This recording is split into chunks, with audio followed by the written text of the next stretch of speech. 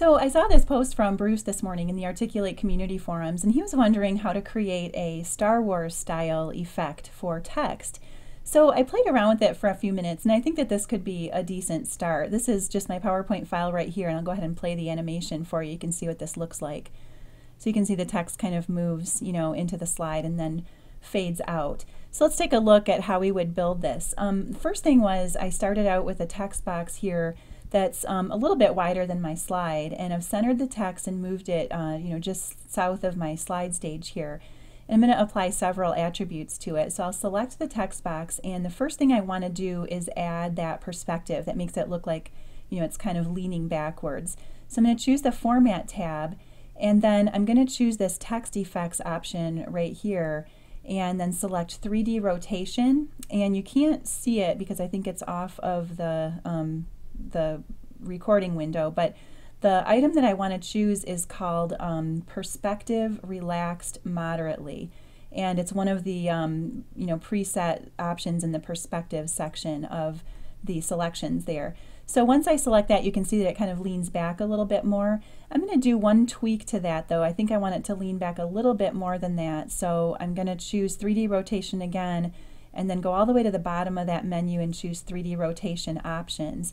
And here, with this 3D rotation item selected, what you can do is modify any of these settings that you want to. And I found that for the perspective, it seemed to look better if I upped this to about 100. And you can see down here that as I change that, it makes it lean back a little bit more. So we'll just go with that for now. 100 looks pretty decent. And then next is we need to apply a motion path so that this text moves upward on the slide.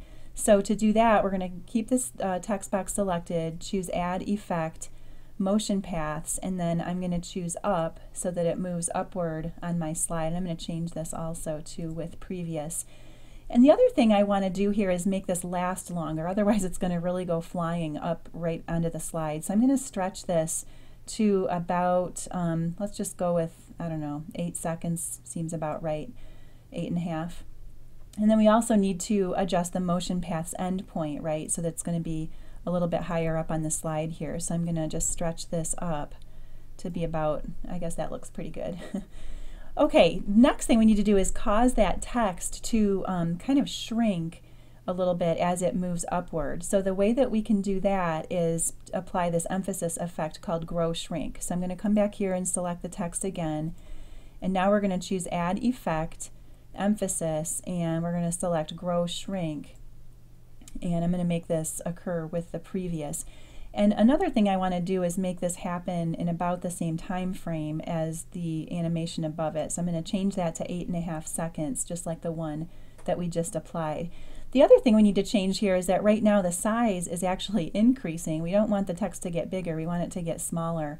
So I'm going to change it to a custom size of about 30. I think that that's what I used before and it looked okay. So I'll go ahead and keep that, and we'll just see what this looks like. So there's my text coming onto the screen. That looks pretty good. The other thing that's going to help with the perspective here is to make the text kind of fade out as it gets further up on the slide. And to do that, the way I did it was I drew a shape over part of my slide and added a gradient fill to it to make it appear like the text was fading.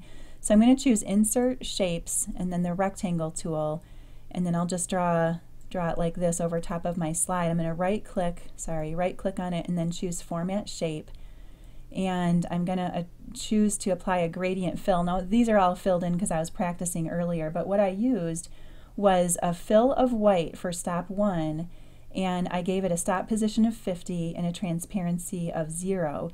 I also had a second stop where I had the stop position at 100 and the transparency at 77%. So that seemed to look pretty good. Oh, and we got to get rid of the line too. So let's do that. Format, Shape, and Line Color, No Line.